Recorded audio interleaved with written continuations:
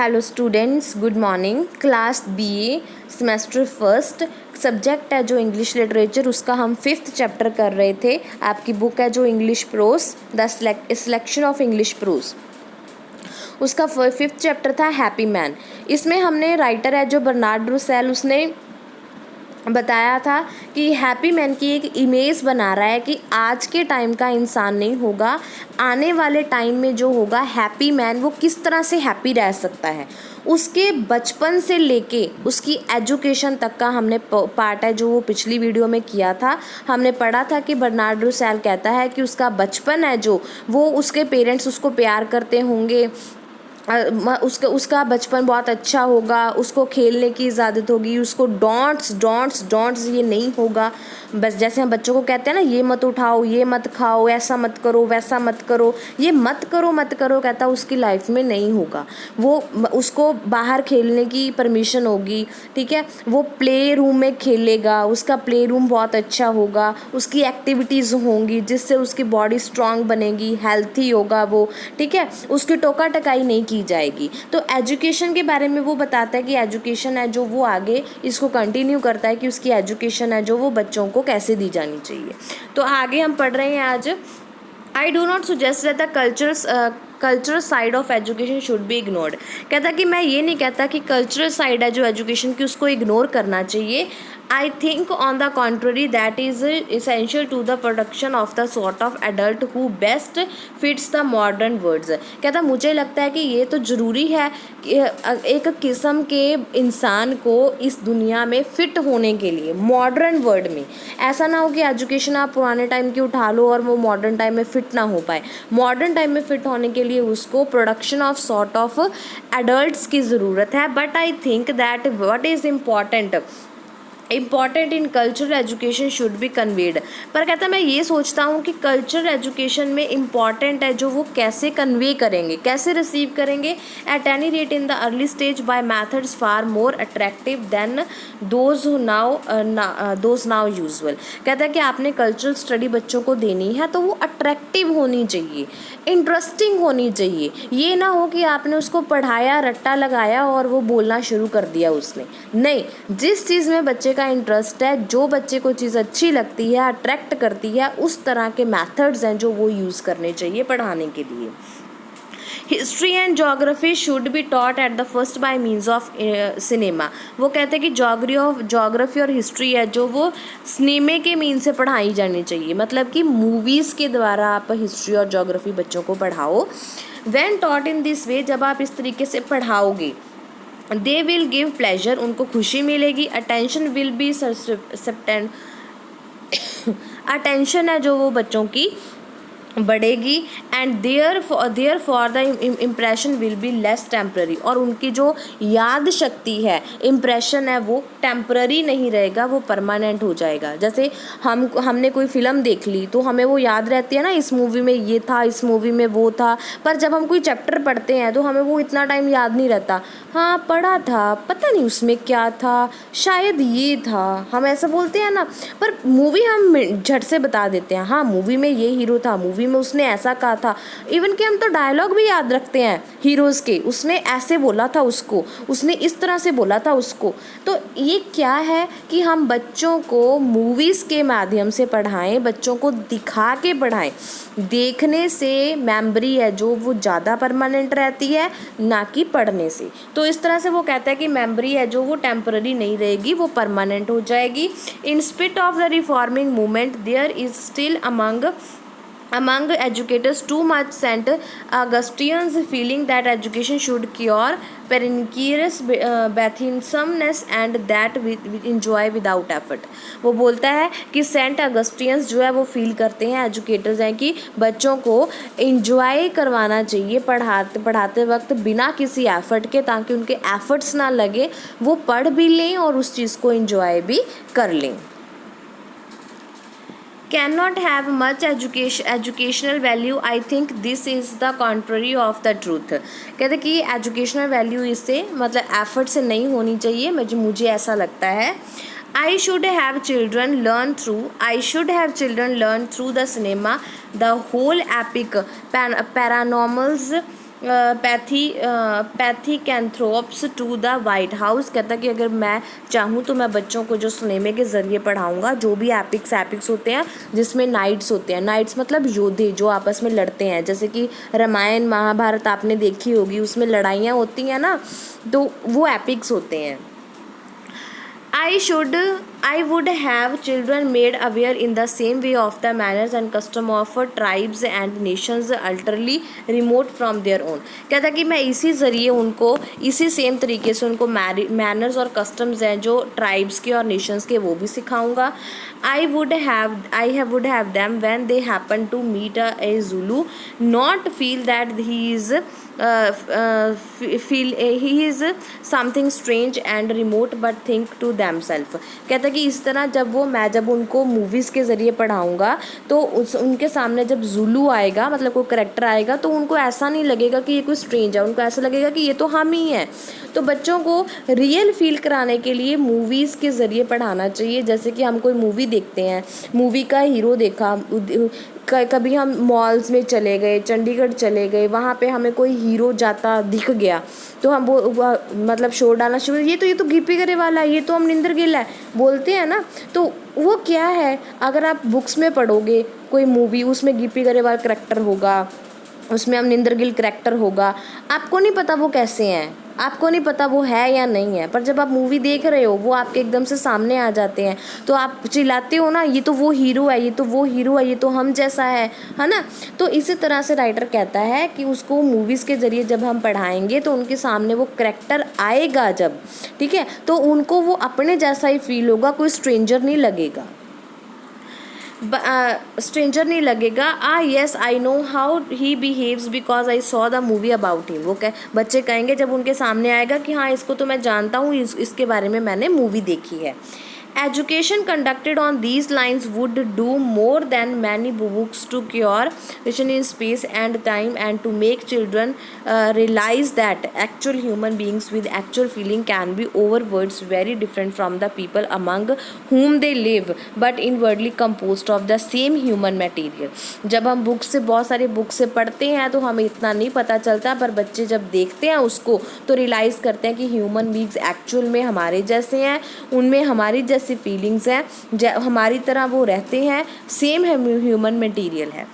Those who have a taste for history will produce afterward to read books on the subject, but those who have not this psychological taste will still have by what they have seen on the screen पे जब वो history test करते हैं books को पढ़ने के बाद subject की, तो उनको इतना रियलाइज़ नहीं होता जितना उनको स्क्रीन पे देख के पता चलता है।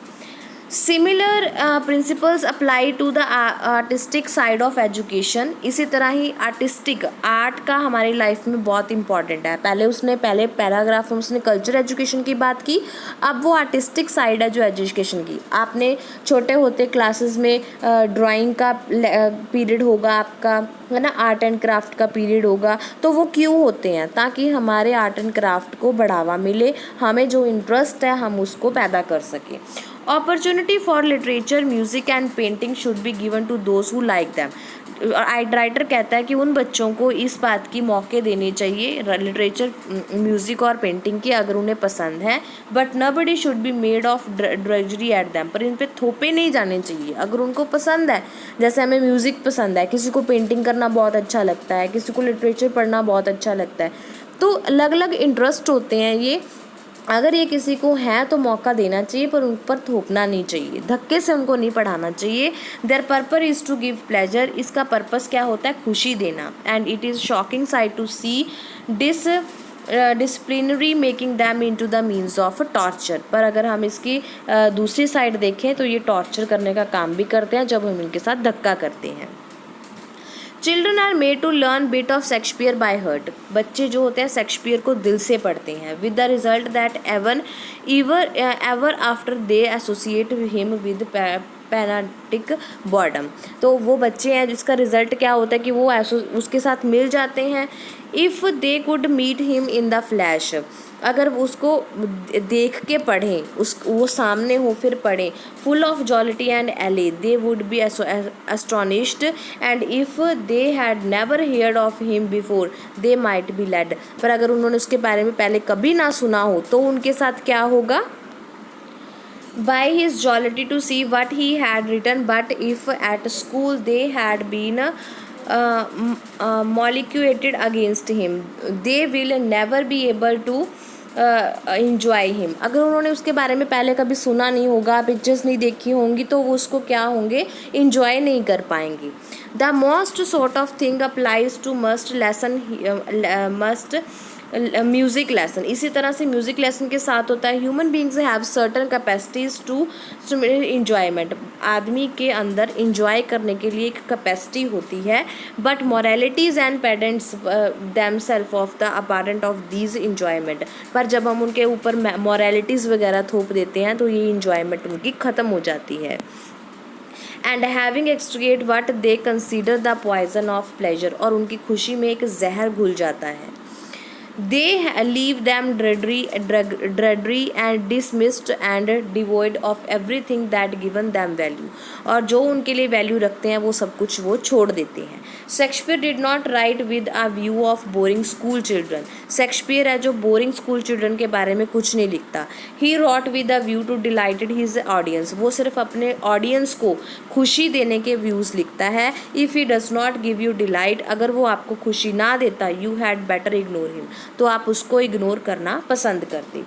इन यूरोप में क्या है, दो नॉट इन अमेरिका, अमेरिका में नहीं है। The abler children have their life ruined by anxiety and finity in the competitions for scholarship. Europe में क्या होता है, जो एबलर बच्चे होते हैं, योग बच्चे होते हैं, उनको स्कॉलरशिप दी जाती है। जैसे हमारे यहाँ पे देते हैं ना स्कॉलरशिप की आपकी फ़ीस माफ़ हो जाएगी, आपको गवर्नमेंट की तरफ से स्कॉलरशिप मिलेगी, इसी तरह यूरोप में था।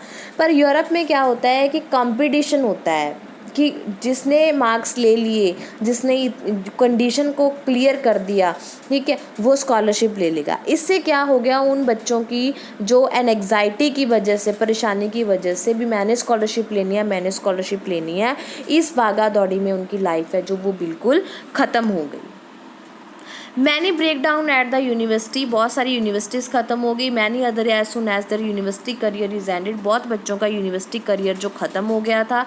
दिस सिस्टम इज़ क्रूअल, ये सिस्टम बहुत बुरा है। And is also waste of valuable material, और इससे बहुत सारी वैल्यूएबल मटीरियल जो है वेस्ट हो गए हैं। It is necessitated in Europe by lack of funds, ये ज़रूरी है क्योंकि यूरोप में फ़ंड की कमी है। Some methods had to be found of deciding how shall a university education, but the scholarship method is ideally wrong।